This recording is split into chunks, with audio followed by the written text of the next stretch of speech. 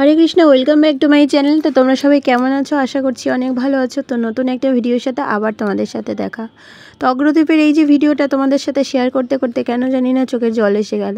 তো যাই হোক, প্রথম যে দর্শন করলে এটা কিন্তু গোবিন্দ ঘোষের যে সমাধি মন্দির, সেটাই কিন্তু তোমরা দর্শন করলে। ভগবানের যে কী লীলা সেটাই বুঝলাম না।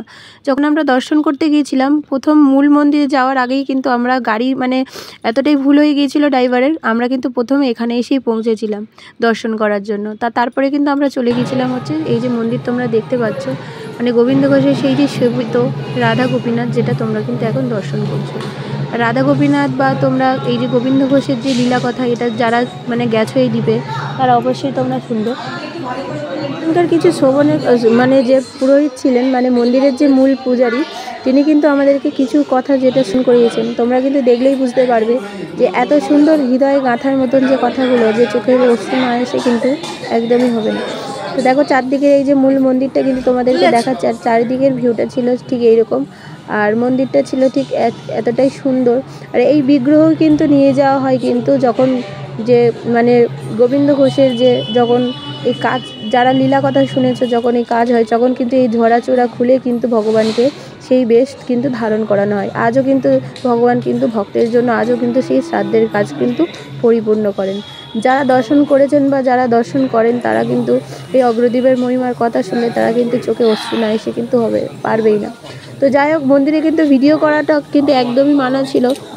তোমাদের সাথে শেয়ার করবো বলে বিশেষ করে এই ভিডিওটি কিন্তু আমি করেছিলাম।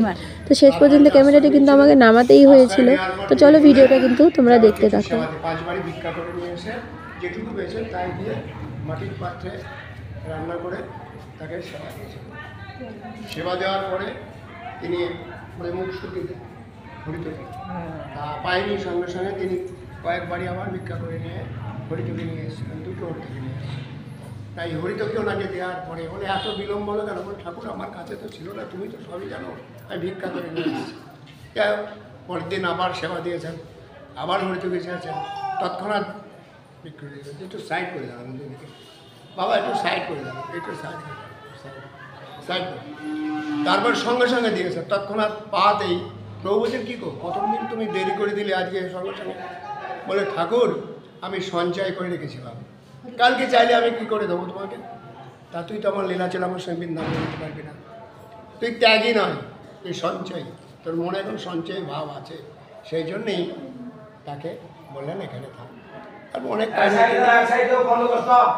কান্নাকাটি করছে তোমার সঙ্গে যাবো, তোমার সঙ্গে যে যেমন এখানে থাকবি তা কী পাবি? শাস্ত্রী, আমি তোকে একটা মুক্তি পাঠাবো, সেইটাই তার মধ্যে আমি বিলীন থাকবো। যেই মহাপ্রভু সেই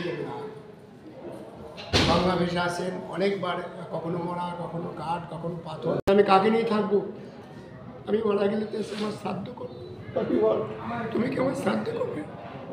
ভগবান বলে হ্যাঁ। তাই ভক্তের শ্রাদ্ধ ভগবান আজও করছেন। তোর ছেলেটা একদিন করবে বাবা, আমি তোর ছেলে, বাবা তুই সেবা বন্ধ করিস না, তুই সেবা চালিয়ে যা। মধু একাদশী তিথিতে হাজার